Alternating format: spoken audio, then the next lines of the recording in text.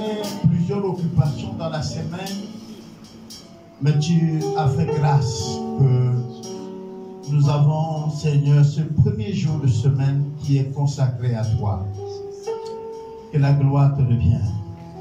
Ainsi, nous comprenons, Seigneur, que nous ne pouvons tout commencer si ce n'est qu'avec toi. Que la gloire te revienne. Au nom de Jésus. Amen. Amen, amen.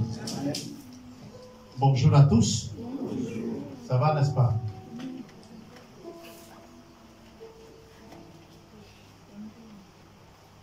Nous allons parler de l'unité et l'utilité de chacun. L'unité et l'utilité de chacun. On peut dire le rôle de chacun. Mais combien de fois il est utile?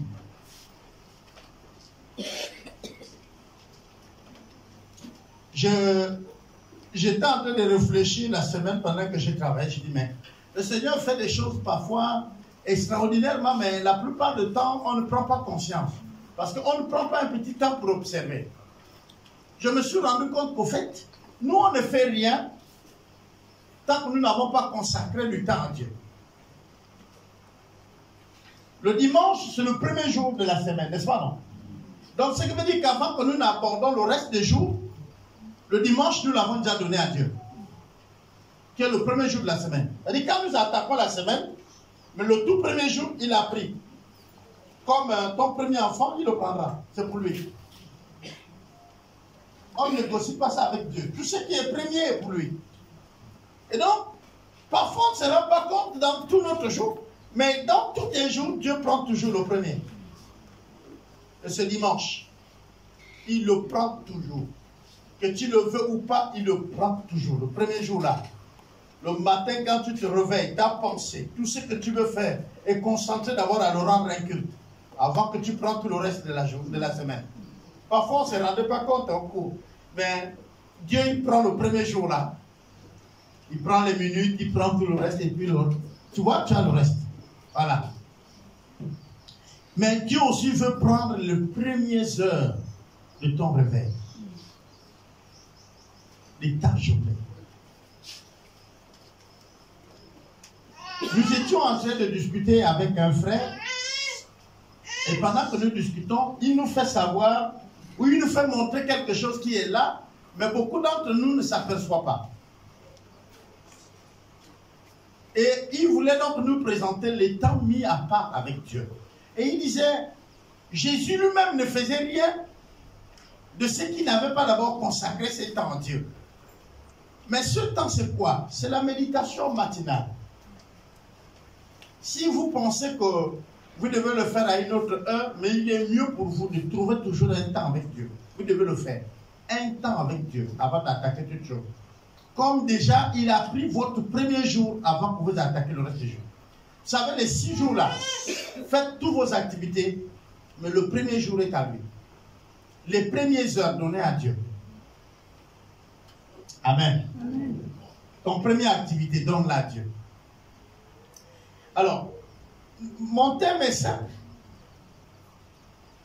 Mais avant que je ne donne les versets bibliques, nous allons être un peu terre à terre ce matin. On parle un peu de l'indépendance et nous venons de célébrer notre indépendance, n'est-ce pas, non? Les pays africains ou encore les Gabonais, c'est le 17 août. Nous sommes indépendants.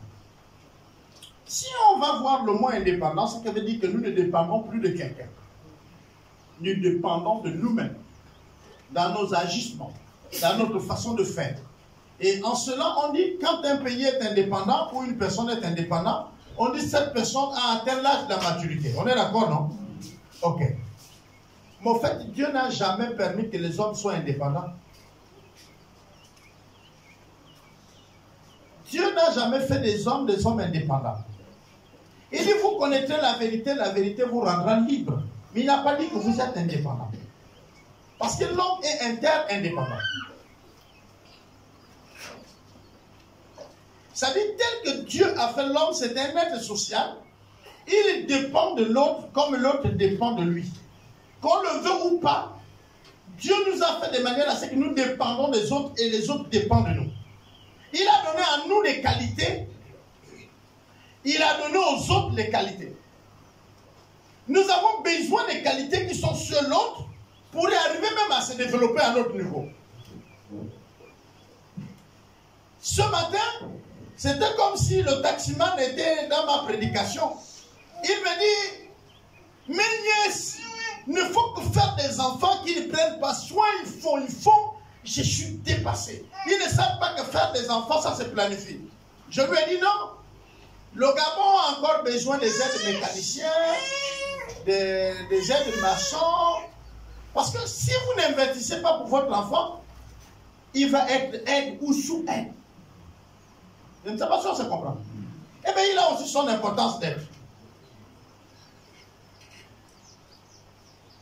Quand nous pensons que la chose qui est tombée ne sert plus à rien, c'est faux. Elle sert là où elle est tombée. Le dimanche passé, nous avons compris une chose. Que c'est Dieu qui décide même les bornes de notre maison. C'est Dieu qui décide de notre temps de vie. Mais aujourd'hui, il faut que vous compreniez que nous dépendons des autres. Quel que soit ce que nous sommes. Parfois, il y a des choses que quand on nous amène ça, nous refusons. Un aîné pouvait dire aux jeunes qui sont allés le solliciter pour travailler, il les a dit, mais mes enfants, si vous tous vous venez travailler à Libreville, mais qui va couper les asperges au village? Qui va faire la chasse? En entendant comme ça, c'est très mal. On est d'accord, non? Tout le monde veut venir en ville. Nos villages sont vides, on est d'accord? Mais si vous réfléchissez bien, il faut bien qu'il y ait quelqu'un qui coupe les asperges.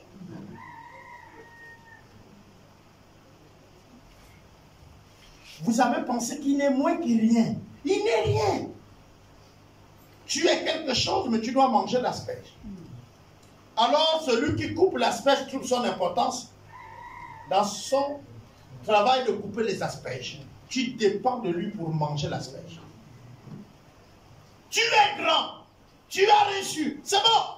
Mais tu dépends de celui qui n'est rien pour avoir le seuil. Il faut qu'il remue la terre. Tu as toutes les voitures possibles. Mais tu dépends de celui qui n'est rien pour qu'il te répare ton moteur. Amen. Dieu a fait la vie ainsi.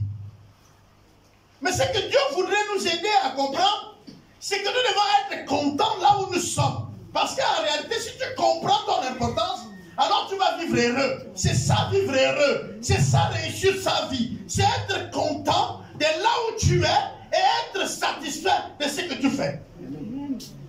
Réussir sa vie, ce n'est pas d'avoir un métier que tu convoites. Mais c'est d'arriver à voir ce que je désire faire. Je veux être médecin. J'échoue. Je deviens professeur d'histoire. J'ai échoué dans ma vie. Et pourtant, j'ai beaucoup appris. J'étais à l'université, mais j'ai échoué. Parce que j'ai raté mon but. C'est d'être docteur en santé. Est-ce que vous comprenez? J'ai raté. Voilà celui qui a raté. Mais pourtant, dans son véhicule, vous voyez qu'il a réussi. Il y a beaucoup d'aspects qui peuvent vous faire cacher beaucoup de frustration. Ceux qui ont suivi Point d'accord, vous avez vu une dame, bon, on a fait la rediffusion, hein, sinon c'était déjà passé plusieurs fois. Une dame qui s'oppose au mariage de son fils sans cause. Et après, quand on demande plus loin, elle dit, moi j'ai eu un homme venant de son village qui m'a donné l'enfant qui veut l'épouser. Mais en fait, son enfant du même village. Même si le père ne s'est pas occupé, mais ton enfant de ce village. Vous pouvez changer le sang qui coule en vous? Non. L'ADN est de celui qui a abandonné. Même si quelqu'un a violé une femme ou une femme a violé un homme et qu'il y a eu grossesse, c'est son enfant. Son sang y est. La dame l'a dit qu'elle n'aime pas voir la jeune fille là. Parce que tout simplement, elle était dessus d'un homme qui venait de son village. Et qu'elle ne veut pas que son garçon souffre la même chose qu'elle. Parce qu'elle voit cette jeune fille comme étant la jeune fille qui pourrait refuser son enfant.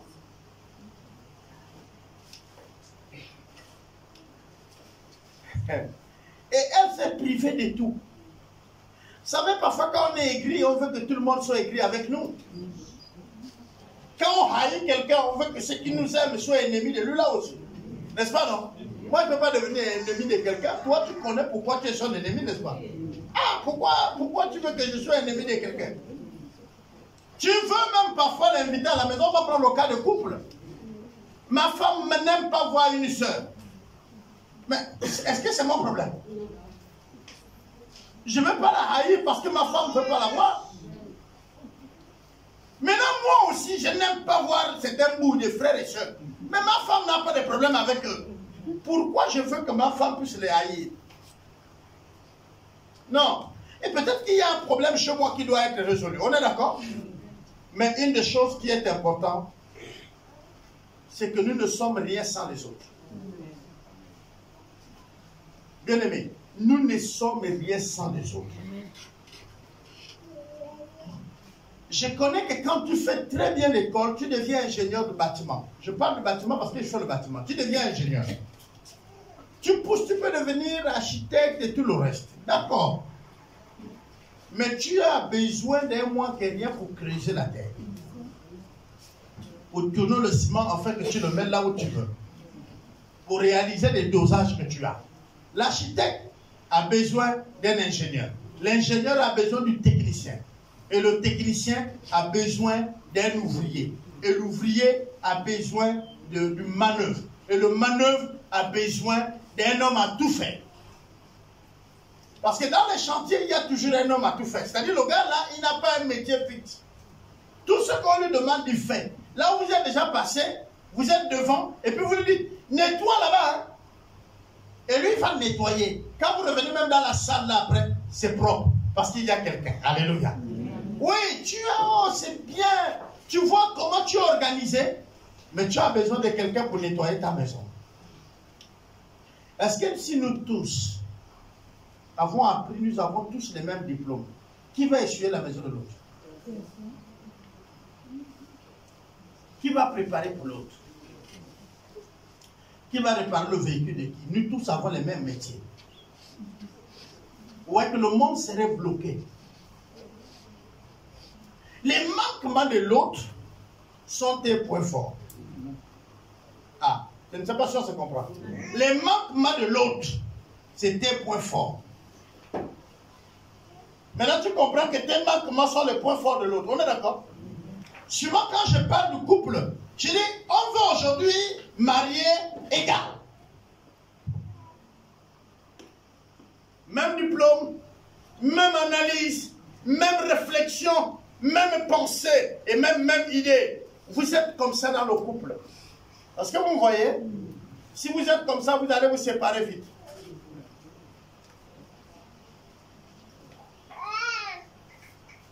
Souvent, quand j'ai l'occasion d'enseigner les couples, j'enseigne là-dessus. Je vais prendre 2 jeunes. Viens, toi. Bon, toi aussi, viens. Là, c'est bon. Ils vont essayer, on va essayer de diviser un couple. Voilà un couple qui a les mêmes références. Voilà un couple qui a les mêmes références. Si on tente, divisez-moi. Voilà. Tirez les 2 bras. Est-ce qu'ils pourront? Allez-y, tirez. Tirez. Moi, je vais résister haut. Bon, c'est facile, on est d'accord? Bon, maintenant, la femme là et l'homme là comblent les manquements des autres. Séparez-moi. Allez-y. Est-ce que vous voyez? Mais tirez. Bon, vous voyez que si les manquements, merci les jeunes, si les manquements sont comblés, nous sommes plus unis. Or, dans les foyers, nous guettons les manquements des autres. Ah, mais toi, tu es toujours dit de ne pas mettre le savon ici. Pourquoi? La pâte dentifrice, moi je t'ai enseigné que ça appuie par le bas. Soit la femme est venue au milieu là. Et le matin, c'est une raison, ou même pour aller au travail, tu parles fâché. Tu mets toi vraiment. Non, je te comprends. Mais la pâte a une façon de faire. Et non. J'ai envoyé une image des amis qui sont en train de... Au fait, la situation, c'est la situation de Gabon. Mais quand j'ai envoyé l'image, beaucoup n'ont pas su que c'était la situation de Gabon. Où les maris ont même l'huile ici, maintenant ils ont les doseurs. Comme l'huile devient rare à Libreville, on a fait un montage où, quand la femme veut toucher l'huile, il dit hey! Lui-même, il sort son huile. Il a un doseur, il met. Il dit l'huile devient rare. Donc, qui gère l'huile maintenant? C'est l'homme. Or, l'huile est la propriété de la cuisine. On est d'accord? Ah, nous sommes des consommateurs bien-aimés. Et ceux qui sont nazes, je dis bien, ceux qui sont nazes arrivent quand même quelques certains jours à passer à la cuisine. Qui est déjà arrivé là-bas? Non, là, je parle aux hommes. Qui a fait un tour à la cuisine parce qu'il est naze? Prophète, il faut parler. Tu es allé? Oh. Non, mais il y a des... Ouais. Il faut qu'à un moment donné, vous faites un tour là. Même si vous criez, vous brûlez les œufs, mais c'est l'amour qui a fait que vous l'avez. Il faut faire quelque chose. Alléluia. Vous préparez quelque chose. Et là, vous donnez à l'autre. Il faut le faire. Ouais. Si vous ne pouvez pas le faire, je n'ai pas dit que vous payez les poissons qui sont déjà cuits. Non, c'est pas ce que j'ai dit. Un matin, tente de faire l'œuf quand même. Hein? Il y a des matins comme ça, tu dis non, aujourd'hui là, ils ferment les portables. Hein? Parfois, il y a les autres, les jaloux là, ils vous appellent. Vous fermez les portables. Vous dites aujourd'hui, le petit déjeuner de ma femme, je l'organise. Là, tu te réveilles tôt. Tu fais le petit déjeuner, tu dresses la table. Malgré les manquements, mais tu fais ça. Même si le sel dépasse un peu, les soeurs manger. C'est avec amour. C'est pas tous les jours qu'on fait. C'est une fois, tu ne vas pas mourir. Donc, ne commence pas à critiquer maintenant à manger. Oh, le sel, oh, non, mange comme ça. Vous aussi, ne dosez pas trop le sel. Vous mettez ça mange. Bon. C'est pour nous montrer combien de fois nous avons même parfois, pour certaines choses que nous faisons, besoin de l'approbation des autres. La bouche de l'autre qui te dit waouh, mais tu es bien habillé. Tu comprends? Tu changes un peu le fait. Oh, tu sors de la maison, ta femme te regarde et dit non, mais là, mon mari là, tu es nickel là. Non, mais tu sais que maintenant, quand tu marches, même les cailloux, tu t'apportes. Hein? Parce que, non, mais écoutez bien, nous avons besoin de ça. Pourquoi on fait parfois des efforts pour payer un parfum qui coûte cher? Parce que nous avons besoin de l'approbation des autres. Donc nous ne nous suffisons pas. Pourquoi tu n'as pas construit 4 murs, tu as mis les portes, tu habites, tu mets les crépissards, tu arranges? Parce que tu as besoin de l'approbation des autres. Donc nous dépendons les uns des autres. Toi seul, tu ne suffis pas. Malin. J'entends parfois les gens dire, je n'ai pas besoin de toi. Il faut changer de discours, tu as besoin. Quand tu dis ça à quelqu'un, la personne là même, Dieu va faire que tu tournes, tu serais là. Je connais un grand patron du pays. Il a pris les engins, il a barré la route pour que les gens ne rentrent pas. Il avait créé une route. En fait, la route existait. Il est venu la ranger. Et il ne veut plus que les autres passent. Il a barré la route. C'est bien. Maintenant, un jour, il a décidé de poser la candidature. Dites-moi, sa route est privée. Maintenant, sa candidature est comment? Tu veux gagner quoi? Les gens que tu veux que te votent sont ceux-là que tu interdis qu'ils passent par la voie que tu as faite. Il y a des moments où je ne sais pas. Si tu sais ce que tu veux devenir, mais à travers ça maintenant ici. Un jour, il y avait un intendant. Là, je suis dans la Bible. Vous êtes en train de fouiller le passage. Ceux qui lisent vont trouver. L'intendant là avait volé à son maître. Le maître vient et il évalue. Et le maître se rend compte que l'intendant a triché. Et il dit à l'intendant, je vais te renvoyer parce que tu as volé. Et vous savez, pour ceux qui... les chefs qui ont appris comment gérer le personnel, il y a ce qu'on appelle le préavis. On ne jette pas quelqu'un à la route comme ça. Toi, ne viens plus demain. Non, il y a le préavis. Donc, le maître lui dit, tu vas travailler le préavis, mais sache que tu es déjà renvoyé. Il dit, ok chef, je reconnais mes fautes. Quand le maître part, le gars ouvre son cahier de compte. Il dit, mon nom est déjà gaspillé. Qu'est-ce que j'ai encore à peine? Le chef lui a parlé. Le chef n'a pas publié. Il appelle tout ce qu'il doit le chef. Il dit, venez, vous devez le chef Noël. Venez ici. Tout le monde s'aligne là. Il dit, bon, toi, ouais, tu dois le chef combien? Je dois 10 millions. Il dit, bon, tu vois, c'est ton jour de grâce aujourd'hui. Je t'enlève 5. Tu dois 5 seulement. Ah, merci mon ami, il doit. Tu ne dois plus le chef 5. Oui, toi, viens. Tu dois le chef combien? Il dit, je dois 5 millions. Il dit, oh, tu ne dois plus 5. À partir d'aujourd'hui, c'est 1 million. Le reste, j'assume. Il ajoute ses dettes. Hein. Il sait qu'il est déjà gaspillé. Vous comprenez bien? Il appelle celui-là. Il doit 3 millions. Il dit, j'annule. Il ne savait pas que le chef voyait. À la fin, le soir, le chef dit, mon travailleur là est intelligent. Qu'est-ce qu'il était en train de faire lui?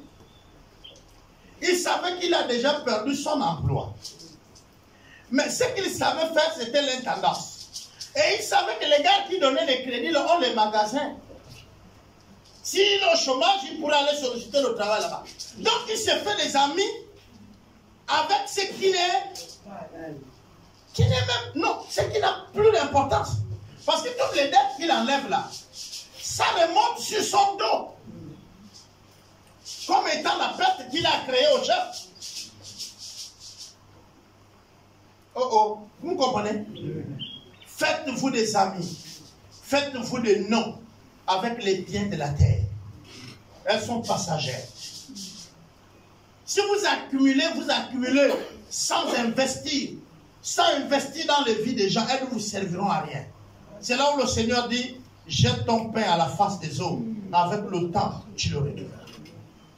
Et quand le maître arrive, il regarde le gars, il dit, mais c'est un bon serviteur. Le renvoi qui était prévu était annulé. Bon, pour lui, ce n'était plus bien parce que maintenant, il va payer les dettes là. Mais au moins, il s'est fait des amis dans le monde. Il s'est fait des amis hors de son emploi. S'il se retrouve sans travail maintenant, parce qu'on a reconnu qu'il était infidèle, on va le jeter dehors. Il va arriver, quand il arrive dans le magasin, le gars dit, bonjour mon ami. Il dit, bonjour. C'est comment? Il dit, ah, moi j'ai perdu l'emploi. Là-bas, il y a une crise. Je cherche là où travailler. S'il lui a payé les choses chez son chef, il peut lui dire, mais viens travailler ici. Le temps de refaire mon magasin. Est-ce que nous faisons du bien? Est-ce que nous créons des fonds avec ce que Dieu nous a donné? Parce que ce que Dieu nous a donné n'est pas là pour pouvoir détruire les autres, mépriser les autres. Mais c'est pour pouvoir créer des relations. Si Dieu t'a donné le français, mon frère, quand quelqu'un a besoin de français, viens parler. Tu vas dire, oui, mais vous voyez, je disais aujourd'hui, regardez nos mariages. Vous voyez nos mariages coutumiers, non? Hein? Les mariages coutumiers aujourd'hui, c'est quoi? On ne vient plus voir la famille, on vient voir le quartier. Hein? On n'épouse plus les jeunes filles. C'est toute la famille qu'on épouse maintenant. Avant nos parents, tu viens, tu vois notre famille, le peu d'argent même qu'on vous donne, le reste là, on fait quelque chose. Aujourd'hui, il faut que les palmiers quittent en route jusque là où vous êtes. Et tout le quartier sait. Et même le soulard qui n'était pas invité, il connaît. Vous voulez honorer qui? Bon, dans ma famille, ça n'a pas encore changé. Hein. Quand vous allez apprendre qu'une de mes soeurs ou nièces se marie, venez. Je demande à la famille, j'ai dit même souvent au beau-frère qui arrive là, il dit réduis-moi les noms, ne viens pas chez moi avec tout un pays. Parce que je ne veux pas te recevoir avec un pays. Tu viens me voir, c'est l'argent que tu viens me donner. Mais on dit que l'argent n'aime pas le bruit. Tu m'amènes du chez mon pouvoir. Et à mon que comme moi, tu m'amènes le poisson salé. Je garde ça. Je mange ça morceau par morceau. Faut pas blaguer. Pourquoi tout ce monde-là? Et à la fin, tout le monde veut maintenant qu'on distribue aussi. Et je n'ai plus rien. Même les gens du village, ils viennent. Ils ne sont même pas de la famille. Ils viennent. Mais pourquoi? Mais parce qu'il y a la fête. Là où il y a la fête, les gens viennent. Vous organisez plus les mariages, vous organisez les fêtes. Bon, vos encouragements. Frère. Ouais, il faut prendre bien le vent. Pourquoi? Parce qu'en réalité,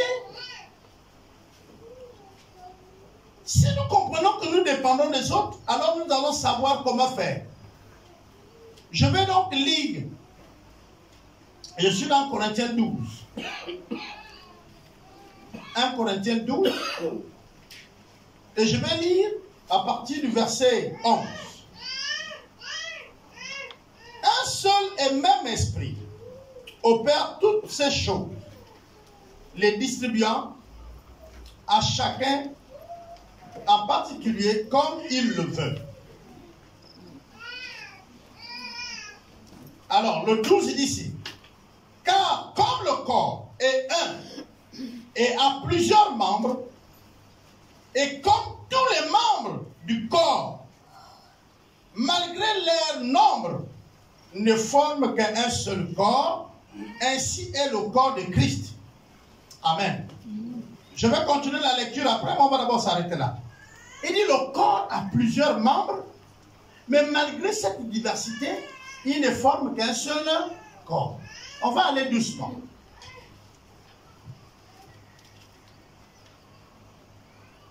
Vraiment, je bénis Dieu de ce que nous avons beaucoup d'intellectuels dans notre église. Ça, c'est une particularité chez nous.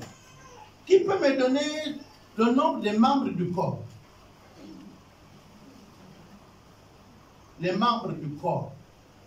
Toutes les parties qui composent le corps. Ne laisse pas les cellules. Tu mélanges tout. Les cellules, les tissus, même quelques microbes et quelques vers. Il y en a combien dans un corps? Le corps lui-même seul, c'est l'univers réuni. Vous savez, quand on parle du corps, on dit dans le corps, il y a le fer. Si je me trompe, il faut me dire. Hein. Il y a le fer, n'est-ce pas? Il y a le manganèse, n'est-ce pas? Il y a le manganèse, n'est-ce pas, non? Bon, on va aller doucement. Il y a le courant, l'électricité. Vous savez, non? C'est pourquoi quand on t'opère, on te met une prise de terre. Vous savez ça? Avant qu'on ouvre le corps d'un être humain, on met la prise de terre. Sinon, celui qui va opérer prend un choc. Une décharge. On va aller. On a déjà trouvé qu'il y a le courant, il y a le manganèse, il y a le fer, il y a le calcium. Le calcium, c'est quoi? Est-ce qu'on trouve le calcium dans la terre? Bon, là, Alexis est parti, mais il a aussi son équipe ici. Il y a le calcium, non? On trouve ça aussi sur la terre, non? Il y a le pétrole dans le corps. Il y en a, non? Bon, on est en train d'avancer petit à petit. Hein? Donc, il y a des problèmes dans le corps. Hein?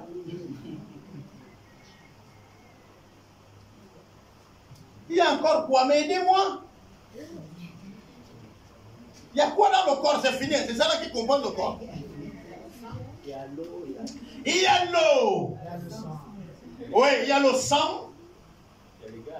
Il y a le gaz. Parce que quand le gaz manque, tu vois, tu mets un tube là. Maintenant, tu respires sur l'oxygène. Et celui qu'on te prête là, il coûte cher que celui que Dieu te donne gratuitement. Parce que celui-là, on te dit par heure, c'est 10 000. Pour l'hôpital des pauvres. Pour l'hôpital des riches, ça augmente. On te met juste quelques tuyaux d'oxygène ici. Tu respires, mais à la fin, tu vas voir l'ordonnance. Or, tu respires depuis que tu es né. Et tu mourras pour donner ta 10 000 francs. Tu boudes même pour adorer Dieu. Parce qu'on a enseigné c'est quoi l'adoration. L'adoration, c'est de dire à Dieu merci. Mais l'adoration, là encore, mercredi, sûrement, nous allons revenir dessus mercredi. On a compris que, pour la petite parenthèse, celui qui parle au nom de quelqu'un fait l'adoration de l'autre. Et nous avons beaucoup d'adorateurs au Gabon, que nous pouvons suivre l'exemple. Grâce à la politique que Dieu, je suis là parce que Dieu m'a envoyé. Est-ce que nous les chrétiens, on parle comme ça?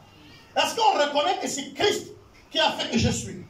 C'est Christ qui m'a envoyé. Au fait, je veux te donner du manioc. Moi-même, je ne suis pas prêt à te donner du manioc. Mais à cause de Christ, je te donne le manioc. C'est ça, adorer Dieu. Adorer Dieu, c'est tout ce qu'on fait, on le fait pour la gloire de Dieu. Tu deviens un adorateur. J'ai envie d'emprunter le mot naze. C'est-à-dire que toi, tu ne fais plus rien qu'il n'y a pas le nom de Dieu dedans. Tu es amoureux de Dieu. Tu parles de Dieu partout. Tu parles de Dieu dans tout. Tu sers quelqu'un la nourriture chez toi. Tu dis, frère, mangeons. Ça, c'est grâce à Dieu qu'on a eu le repas. Mais ça va ce qu'on comprend. Pourquoi? Ce n'est pas mauvais. On va prendre l'exemple, par exemple, des pédégistes. Pourquoi les pédégistes? Parce que dans les partis politiques que nous avons aujourd'hui, je ne suis pas politicien, je ne suis pas pédégiste, mais dans les partis politiques que nous avons aujourd'hui, ceux qui ont ce qu'on appelle l'écran, c'est-à-dire la télé, et que nous voyons tout, au quotidien, ils sont présents même dans nos têtes, c'est les pédégistes. Regardez, c'est la rentrée scolaire. Ils font des dons, ils font des kits, ils viennent aider les populations, mais ils ont un nom qu'elle vous présente, le chef de l'État. Grâce à la politique du chef. On est d'accord? Pourquoi? Mais parce qu'eux, ils font les loges pour attirer la faveur. Non, c'est normal. Si moi, je sais que j'ai un chef, je vais attirer sa faveur. On est d'accord? Est-ce que nous attirons la faveur de Dieu? Est-ce que nous parlons au nom de Dieu? Est-ce que nous donnons au nom de Dieu? Est-ce que notre existence est au nom de Dieu? Est-ce que vous comprenez ça? Ça, c'est ce qu'on a parlé mercredi sur l'adoration. L'adoration, un adorateur. On a dit nous sommes des peuples de l'adoration. Nous sommes des adorateurs. Et un adorateur ne parle même plus à lui. Il parle de celui à qui il adore. Pourquoi? Mais parce qu'il veut attirer sa faveur. Il veut avoir ses grâces. Il veut avoir ses honneurs. Chez qui? Celui qui l'adore. Ceux qui ont les oreilles m'ont saisi.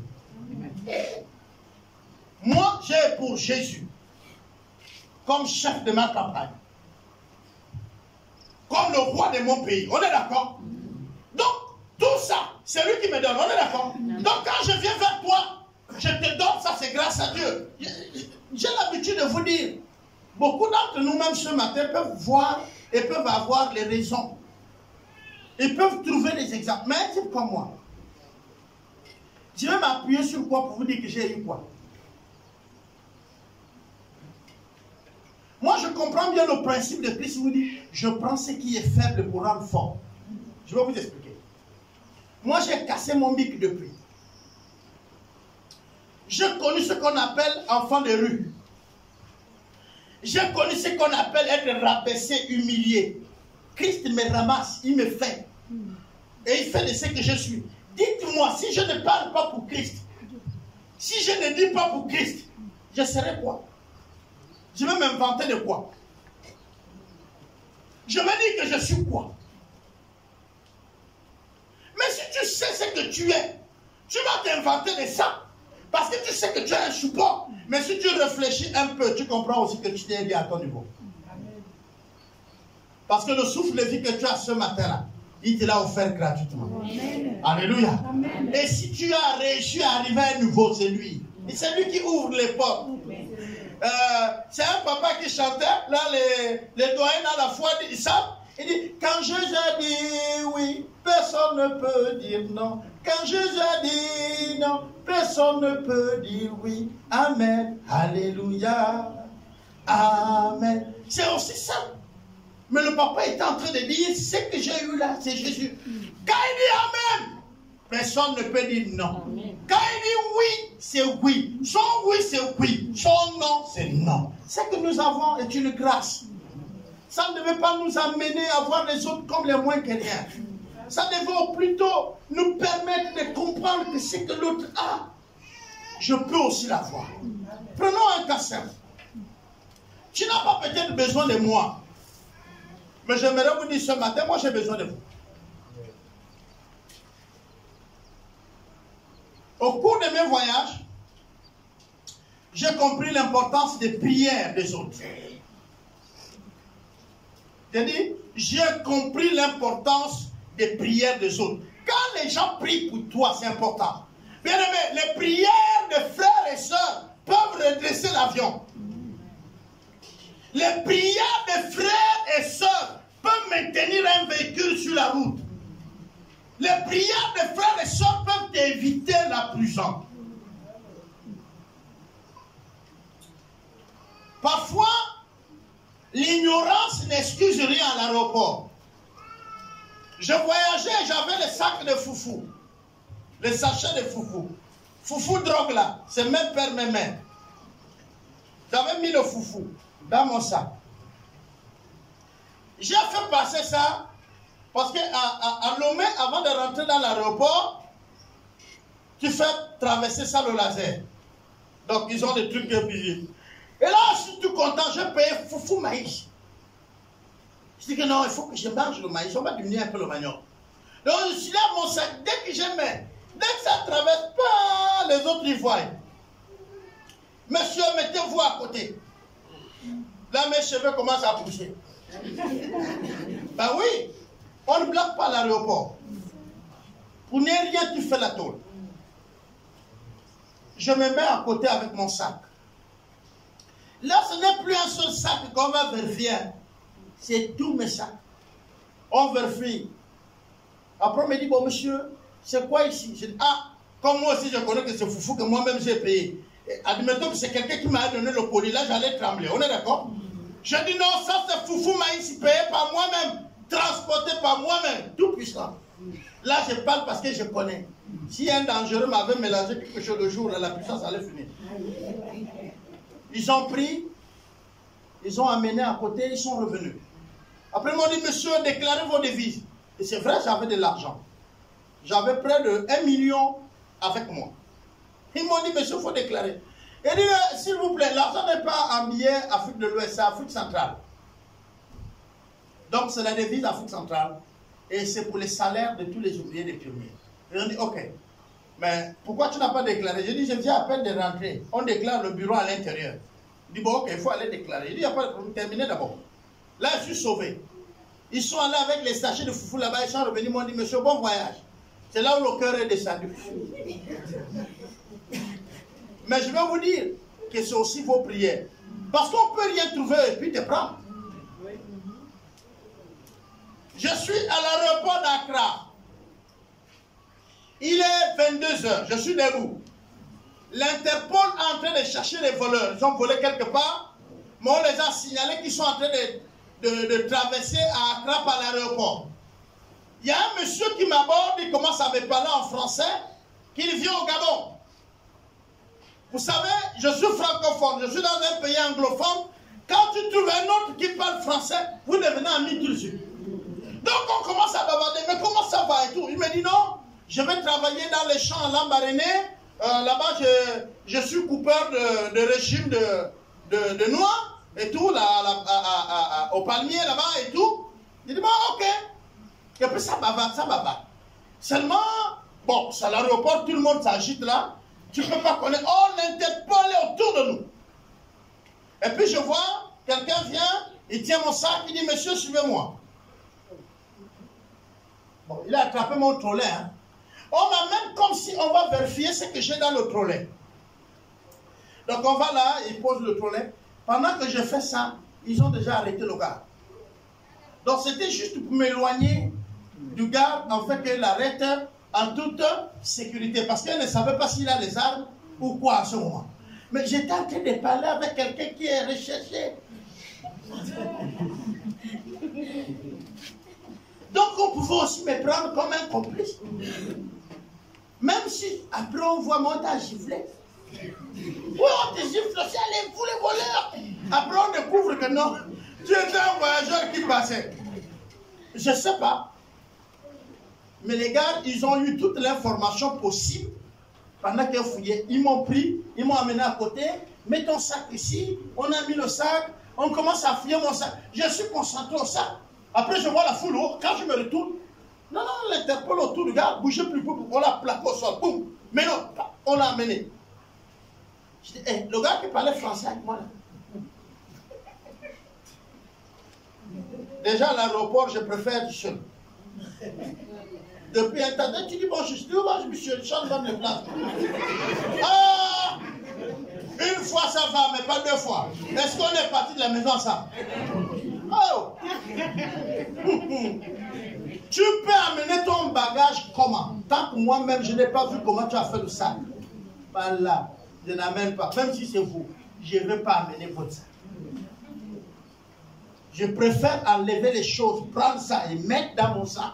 Mais connaissant, tu me donnes déjà tous les liquides, je vais refuser. Yeah! Faire la prison chez les autres, c'est pas chez toi, hein? C'est différent. Hein? Mais donc on dépend des autres. C'est important, la prière. La prière freine la personne qui était censée vivre une situation de la situation. J'arrive, je suis en train de vouloir prendre un taxi. Je demande au taxi, le taxi s'arrête. Et je dis aux autres qui sont avec moi, on va monter. Il y a un groupe de gens qui arrivent. Non, nous on a déjà pris le taxi là. Et puis nous on se retire et ils rentrent. Ils ont juste démarré pour faire l'accident devant nous. Comment ils ont fait l'accident? Le pneu avant est quitté. Ils sont allés dans le décor. C'est la prière. Alléluia. Amen. Oui, c'est vos prières. On dépend chacun de l'autre. Tu dis peut-être je ne suis pas important dans l'église. Non, tu es important. Le corps est interindépendant. Nous avons tous en effet été baptisés dans un seul esprit pour former un seul corps, soit juif, soit grec, soit esclave, soit libre. Nous avons tous été abreuvés d'un seul esprit. Ainsi, le corps n'est pas un seul membre, mais il est formé de plusieurs membres. Si le pied disait, parce que je suis pied, je ne suis pas une main, je ne suis pas du corps, ne serait-il pas du corps pour cela? Donc si tu penses que moi, je n'ai pas à traiter avec quelqu'un, j'entends le langage souvent, oh vous, votre église, frère, même si tu as dit votre église, tu fais partie de l'église. Donc c'est pas parce que tu as dit ça que tu n'es pas de l'église. C'est pourquoi je vous disais, dans le monde on dit, quand tu es rosicrucien ou franc-maçon, et on a beaucoup enseigné ça aux chrétiens, pour reculer c'est difficile, tu ne peux pas. Là-bas on dit, si tu sors, on te tue. Hein, non? Vous avez entendu des choses comme ça. Mais qui vous a dit que dans la foi, on recule? Dans la vie chrétienne, on ne recule pas. Si tu sors, tu meurs. Vous ne savez pas ça? Quand tu as Christ, c'est pour la vie. Ou tu t'améliores ou tu meurs. Lisez votre Bible. Il est écrit que les tels frères et sœurs, c'est-à-dire ceux qui ne se conforment pas, tu es déjà frère, mais tu ne te conformes pas à la loi. Il dit, les tels frères, priez pour eux. Livrez-eux qui? Au diable. Afin que leur âme fait quoi? Soit sauvée. Vous ne comprenez pas? Votre corps, le diable va le prendre. Mais votre âme appartient à Christ. On va vous livrer. C'est-à-dire qu'on prie. Et puis tu pars. On ne sort pas.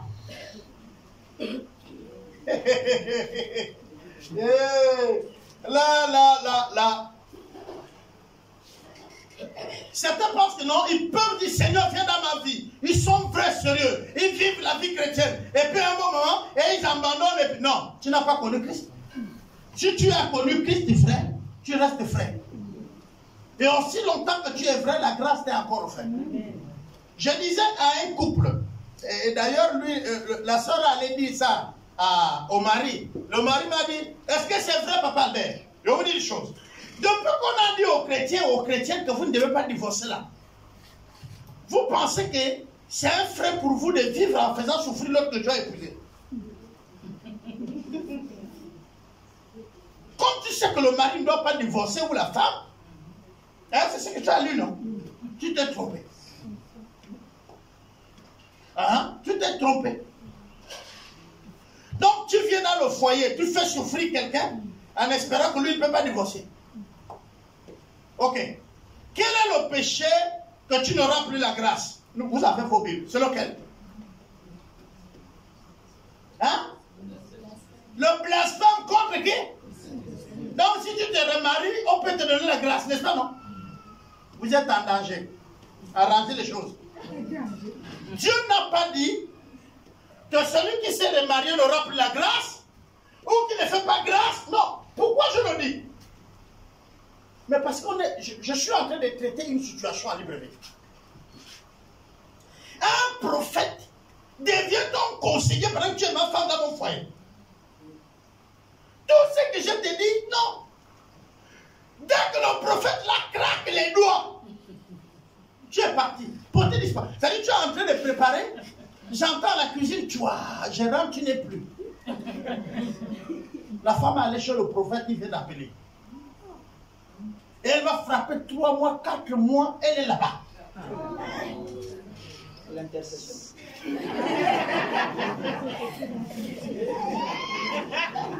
Écoutez bien, je suis moi-même comme d'église, je ne suis pas contre les prophètes. Je sais qu'il y a les prophètes de Dieu. Mais ces derniers temps, vraiment, excusez-moi.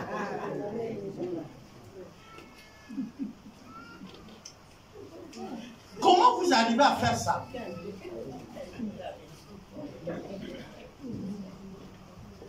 La femme fait les captures d'écran du mari.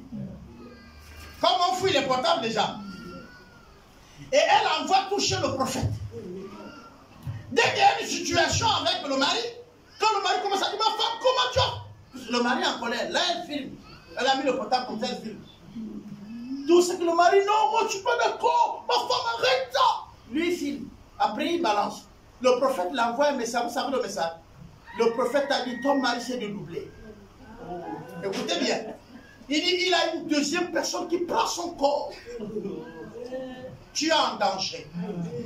Si tu ne quittes pas ce foyer, il te tuerait un bon matin. La femme est partie sans rien prendre.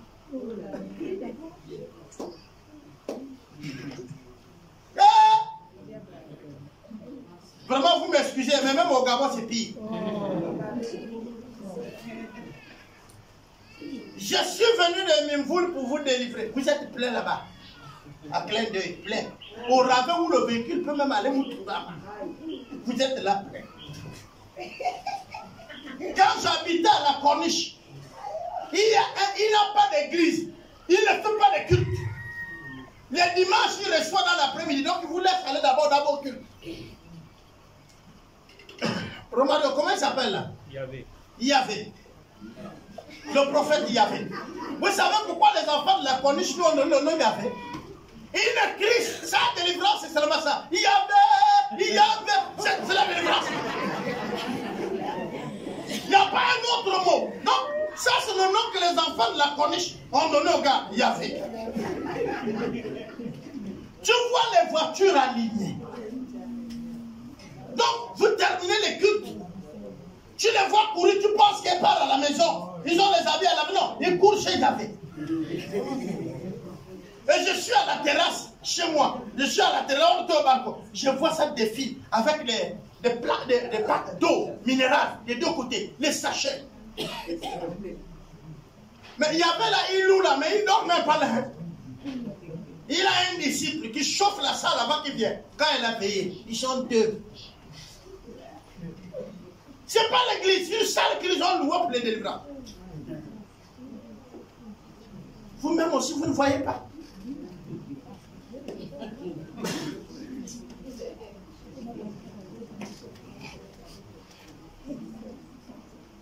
Sincèrement, jusqu'à ce stade-là, tu veux que ton mari fasse quoi? Il craque. Ou ta femme craque. Et si l'autre craque, on dit, oh, il a divorcé. souhaite que ce n'est pas moi le pasteur, je lui conseille de prendre une autre soeur là. J'assume. Non, mais ce n'est pas normal. Tu fais souffrir l'enfant de l'autre. Et tu ne fais pas qu'il casse. Non, le verset biblique là, il est bon pour toi.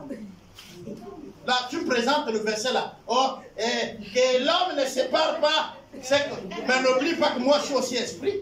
Je ne suis pas seulement homme. Elle va faire 6 mois là-bas, elle va se séparer avec... Non, non, ça, le prophète n'a rien fait. 6 mois. 1 an. C'est quand tu es au travail, ta femme vient à la maison, elle change des habits, elle prend le repas parce qu'elle sait que tu es au travail. Quand tu appelles, Madame est libre de te répondre ou pas. Et comme le mari a insisté d'appeler, le prophète a convoqué le mari. Non, je vais vous raconter une scène vraie. Le prophète a convoqué le mari. Le mari est venu. Quand le mari vient, il dit au mari, je n'étais pas prêt à te recevoir. Mais si je te reçois, c'est à cause de Dieu. Tu es mauvais. Tu es un méchant. Le pauvre, il est là, on lui prend d'abord comme ça. Quand on te prend déjà comme ça, on te casse le moral. Mais c'est aussi psychologique. On lui dit le plus mauvais de la terre, là, c'est lui.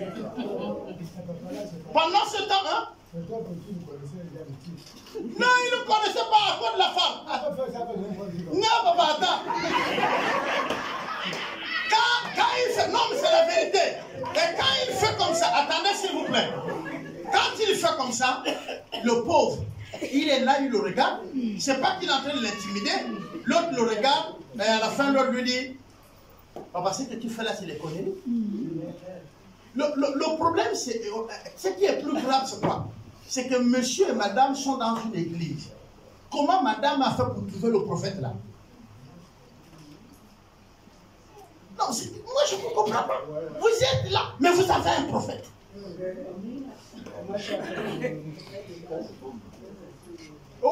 C'est ce Facebook là, WhatsApp, vous avez déjà plein, je sais. Hein, parfois vous nous envoyez même... c'est bien, avoir un prophète qui est de loin, que tu ne connais pas la vie, c'est très bien. C'est très bien. Lui là, il est même très bon. Parce que tu ne connais pas comment il vit, tu ne sais pas. Parce que tu le vois prêcher à la télé, il est bon, il est bon. Tu connais ses fautes? Non. C'est Marc, sa famille? Non. Il est beau, il est bien. Et surtout quand tu l'appelles, papa, il a la solution. Celui qui est là, il a quelle solution? Tu connais sa mère et son père. Les autres, ils ont dit quoi à Jésus de Nazareth? Ils ont dit son père et sa mère sont là. Ses soeurs sont là, on les connaît. Est-ce qu'une chose de bien peut sortir de Nazareth? Ça, répondez-nous que vous voyez. Prenez la télé, vous verrez. Mais quand tu serais éprouvé, il faut que la télé vienne t'assister. Quand tu as besoin qu'on prie pour toi, il faut que la télé vienne. Quand tu as besoin de soutien, il faut que la télé vienne. Mais attendez, vous pensez qu'on vit la vie chrétienne de manière super je vais dire quoi? Super flou comme ça? Non, les amis, non. Non, c'est réel. La vie chrétienne est réelle. Nous devons de nous aider, de nous soutenir. Mes manquements, si c'est un truc comme moi, mes manquements, je ne les cache pas. Moi, si j'ai commis un péché, je confesse. J'étais à la réunion des hommes, et je vais vous poser encore, à vous tous qui êtes ici. La Bible dit que celui qui a regardé une femme, comme la voulant, vient de commettre l'adultère. Vous connaissez ça, non? Qui n'a pas encore commis l'adultère? Il lève la main. C'est aussi égal pour la femme.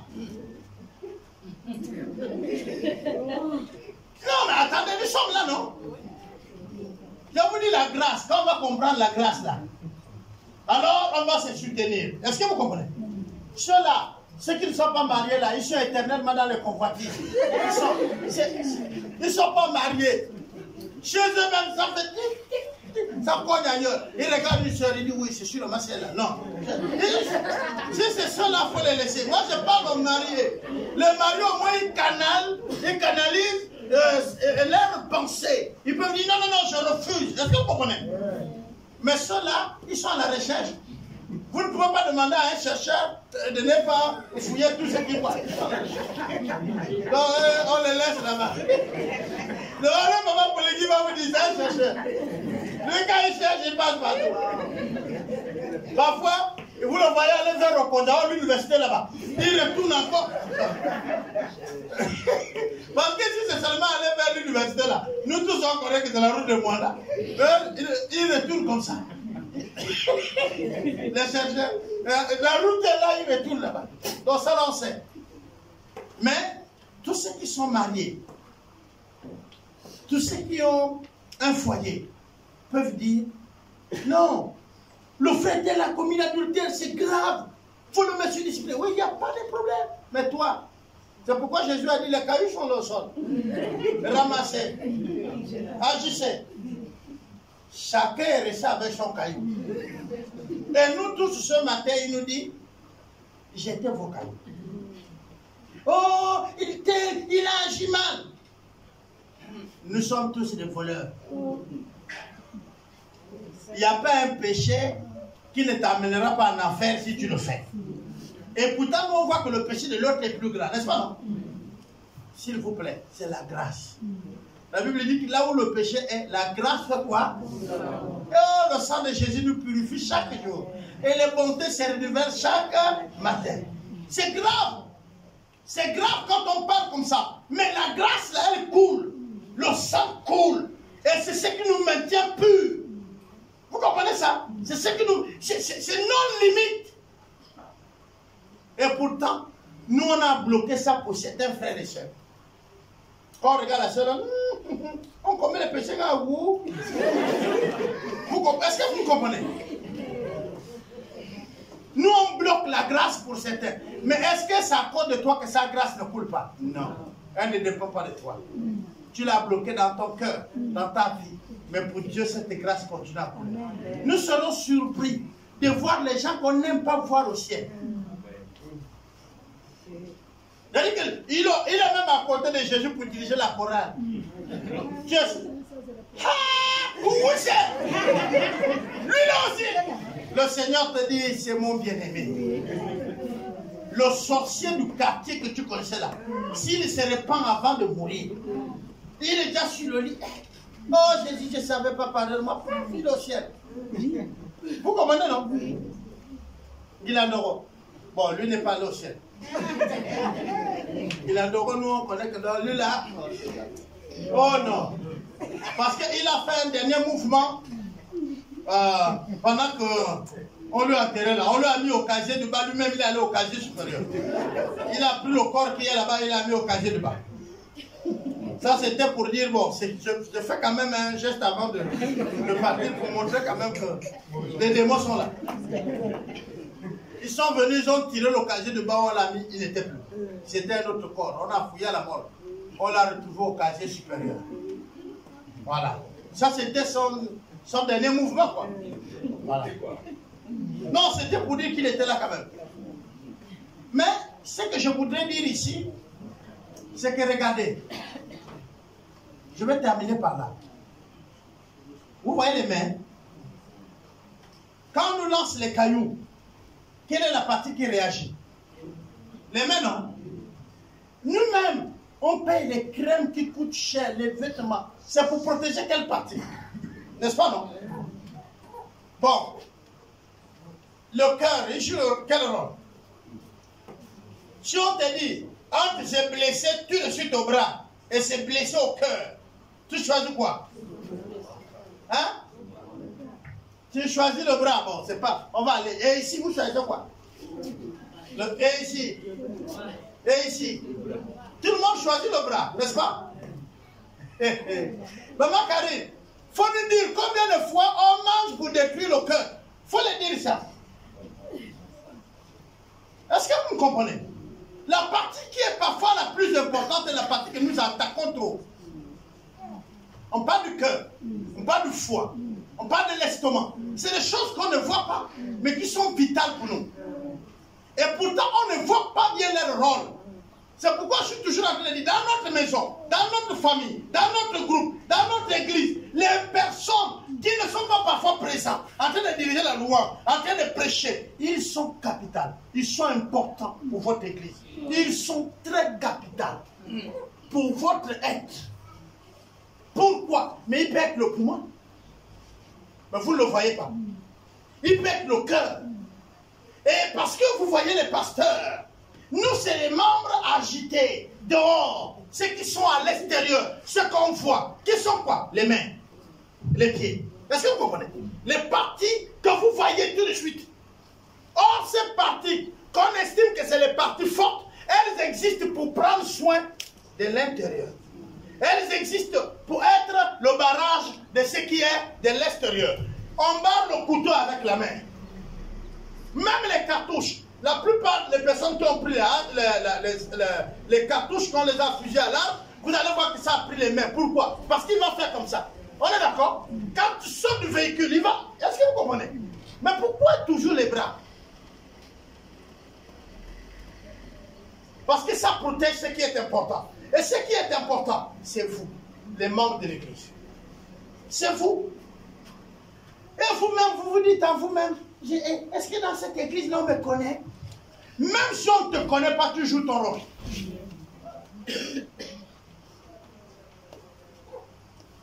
Maman Flavienne, sois les bienvenus. Quand je suis arrivé, c'est la première personne que j'ai demandé à maman Alice. J'ai dit, maman Flavienne, ça va? Il dit, oui, maman Flavienne est là. Dimanche, je ne l'ai pas vu au culte. J'ai reposé la question à maman Alice. Maman Flavienne est là? Oui, et ce matin, je la vois. J'étais très content quand je la voyais venir là-bas. Jouer son rôle dans l'église peut ne pas attirer l'attention des premiers leaders. Mais tu joues ton rôle. Tu ne joues pas pour cela. Le bras ne peut pas avoir la force si tu n'as pas mangé. Vous connaissez manger, non? Mais quand tu manges, tu en vois, il y a la bouche qui joue un rôle, il y a les dents qui jouent un rôle, il y a la langue qui joue un rôle. Et puis ça va à l'estomac. Maintenant là-bas, il y a un autre qui tourne ça. Quand il tourne, il va filtrer. Il a le nyangese. Vous connaissez le nyangese? Il filtre, il bouscule comme ça. Il prend le jus, ce qui est bon, il envoie dans le corps. Le reste là, il envoie au sécrément, le caca. Est-ce que vous comprenez? Ça va aux toilettes. Mais il y a un qui a joué ce rôle-là. Il prend les éléments qui te permettent d'être debout, de courir, de parler. Parce que même quand tu n'as pas bien mangé, la voix devient un problème. La vue devient troublée. Tu vois, quand on parle de maladie, je dis, il n'y a pas une maladie plus grave et qui fait plus de dépenses que la faim. Vous dépensez plus d'argent. Pourquoi? La faim. Et la faim, ces manifestations se voient. Dès que tu as la faim, tout le monde peut voir que tu as la faim. Le corps tremble. Tu transpires. Et tu vois les gens dédoublement. Tout ce qu'on dit, tu acceptes. Parce que tu veux vite partir. Tous tes rêves, tu vois les poulets, les quoi. Ça, c'est la faim. La fatigue générale. Faut en ajouter. Parce que ça, c'est pour le Gabon. Fatigue générale. Je le dis pourquoi? Simplement pour vous dire qui dépense plus d'argent des médicaments que la nourriture. Quand on dit, oh, tel on va dire diabète ou l'hypertension, désormais, il doit prendre un comprimé par jour. On dit non, moi les traitements m'ont dépassé. N'est-ce pas, non? Mais la faim vous a mis au régime de vie, matin, midi, soir. Vous prenez un traitement, matin, midi, soir. Tant pis pour vous si vous ne mangez pas. Si vous ne mangez pas, les pieds ne tiennent plus bien. Tu ne veux plus parler avec les gens. Tout ça, c'est... Ça a des manifestations. Pour reconnaître que toi, tu es déjà sur le coup de cette maladie, tu te fâches vite. Tu deviens impatient. Le professeur parle, tu ne comprends même plus ton avenir. Tu dis, lui là, il dit quoi? Tu n'es plus là. Mais ça, c'est la faim qui fait ça. Or, on te dit non, tu es hyper. Il faut prendre un petit comprimé par jour. Tu te plains, non? Et dépense 15 000 pour payer la palette. Tu dis non, le traitement là, ça me dépasse. Ok. Calcule ton repas, tu vas voir combien par jour. Et calcule ton repas par mois, tu vas voir entre lui et la palette. C'est un traitement qu'on prend. La faim aussi tue. Vous savez ça, non? Elle tue même plus vite. Tu ne finiras pas une semaine. Le 8e jour, c'est fini. On parlera de toi au passé. Essaye de tenter. Il y a un prophète qui a pris son église. Ils sont allés sur la montagne. Bon, je ne dis pas le nom. Hein. Ils ont commencé à prier un jour. Ils ont dit, ils sont partis pour 40 jours. C'était dans les enfants. Et il a dit à tout le monde, vous laissez vos portables. Mais il y a un ancien prudent. Vous savez, les anciens sont prudents. Et l'ancien là seulement était le portable, il l'a mis dans le sac. Ils ont fait 1 jour, 2 jours, 3 jours, ils ne voyaient plus. Le prophète commence à faire comme 4 jours. Elle ne peut plus. À un moment donné, je les suivais. Ils étaient sur Facebook, sur la plaine, sur les cailloux, sans cesse, je suivais ça. Maintenant, c'est le Sami qui allait les prendre. Parce que l'ancien a composé le numéro. Et il a dit là, le groupe de retraite ici, si vous ne venez pas.